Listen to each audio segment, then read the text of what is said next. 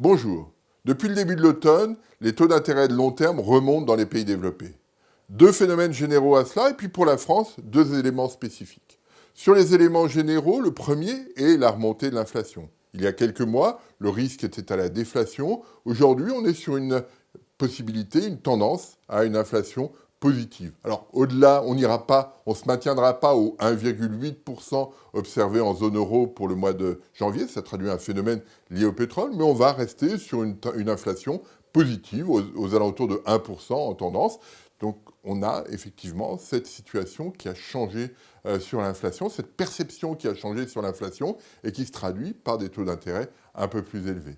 Deuxième élément, avec l'élection de Donald Trump, d'un seul coup, les taux d'intérêt américains ont progressé de façon significative avec des effets de contagion sur l'Europe. Et on voit bien là l'interprétation et l'intervention de la Banque Centrale Européenne qui a clairement dit « Nous, on ne souhaite pas que cet effet de contagion soit important et c'est pour ça qu'on va maintenir une politique très accommodante parce qu'on veut des taux d'intérêt très bas pour favoriser la croissance. » Donc deux phénomènes, passage d'un risque de déflation à une inflation positive, premier élément. Deuxième élément, ce qui s'est passé aux États-Unis après l'élection de Donald Trump. Plus spécifiquement sur la France, et on mesure le risque spécifique en regardant par exemple l'écart de taux d'intérêt avec l'Allemagne, et on voit que cet écart de taux était relativement stable. Il s'est accentué à la hausse au moment de l'élection présidentielle américaine.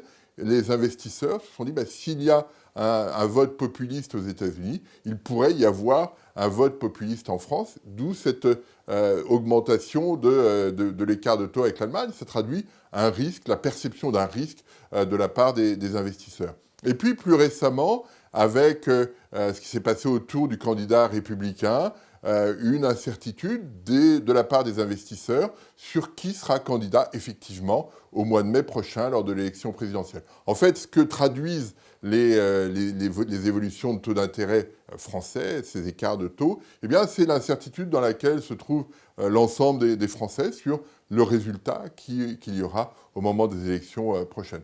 Donc ces phénomènes-là vont rester. On est toujours dans une phase d'incertitude et les élections ont lieu au mois de mai. Et d'ici là, on va être cet écart de taux d'intérêt. Et le niveau des taux d'intérêt français sera très sensible à ces évolutions politiques. Donc on aura globalement des taux d'intérêt un tout petit peu plus élevés. Et puis ces éléments spécifiques sur la France liés aux évolutions politiques et à l'incertitude que cela engendre, à la fois pour les Français, mais surtout pour les investisseurs. Je vous remercie.